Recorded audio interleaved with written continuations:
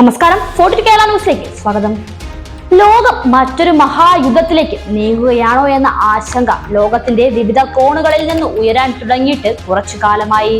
Russia Ukraine യുദ്ധം തുടങ്ങിയപ്പോഴും ഫലസ്തീനികൾ പുതിയ പോരാട്ടത്തിന് തുടക്കമിട്ടപ്പോഴും സിറിയയിൽ ഏതാനും ദിവസങ്ങൾക്ക് മുൻപ് ആഭ്യന്തര യുദ്ധം തുടങ്ങിയപ്പോഴും ലോകം മഹായുദ്ധത്തിലേക്ക് പോവുകയാണെന്ന രീതിയിലായിരുന്നു ചർച്ചകൾ വന്നത്.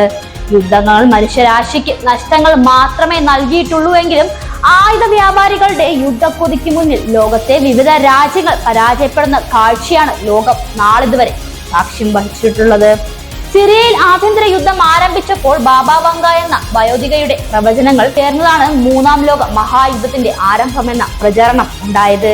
ബാൽക്കയിലെ നോസ്ട്രഡാമസ് എന്നറിയപ്പെടുന്ന ബാബ വങ്ക 1911 ബൾഗേറിയയിലാണ് ജനിച്ചത്.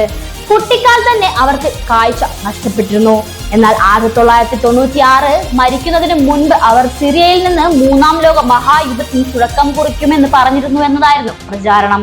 സിറിയ വീഴുമ്പോൾ പടിഞ്ഞാറും കിഴക്കും തമ്മിൽ ഒരു വലിയ യുദ്ധം പ്രതീക്ഷിക്കുക. ഒരു വസന്തകാലത്തെ കിഴക്ക് ഒരു മഹായുദ്ധം ആരംഭിക്കും. ഒരു മൂന്നാം ലോക മഹായുദ്ധം ഉണ്ടാകും.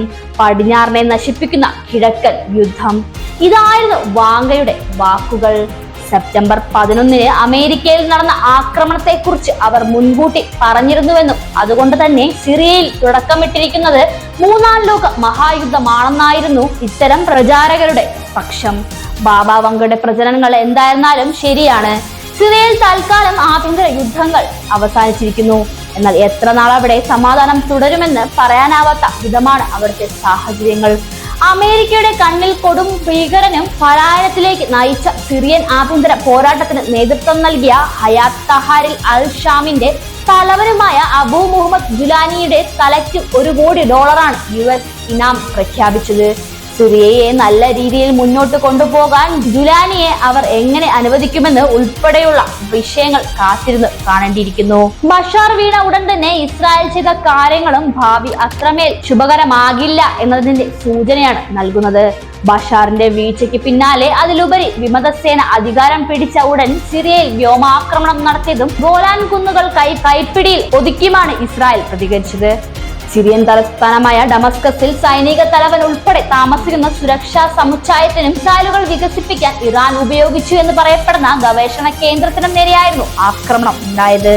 പതിറ്റാണ്ടുകളായി ഒരു രാജ്യം എന്ന നിലയിൽ സിറിയ സൂക്ഷിച്ചിരുന്ന രാസവായുധങ്ങളും മറ്റു യുദ്ധ സാമഗ്രികളും മിസൈലുകളും വിമതരുടെ കൈകളിൽ എത്താതെ തടയുകയായിരുന്നു ഇതിന്റെ ലക്ഷ്യമെന്നാണ് റിപ്പോർട്ടുകൾ സൂചിപ്പിക്കുന്നത്. ഗോളാൻ കുന്നുകളിലെ സിറിയയുടെ പ്രദേശം കൈവശപ്പെടുത്തിയ ഇസ്രായേൽ കുന്നുകളിലെ ബഫർ സോണിന്റെ നിയന്ത്രണം തങ്ങളുടെ സൈന്യം ഏറ്റെടുത്തതായും പ്രഖ്യാപിക്കുകയായിരുന്നു.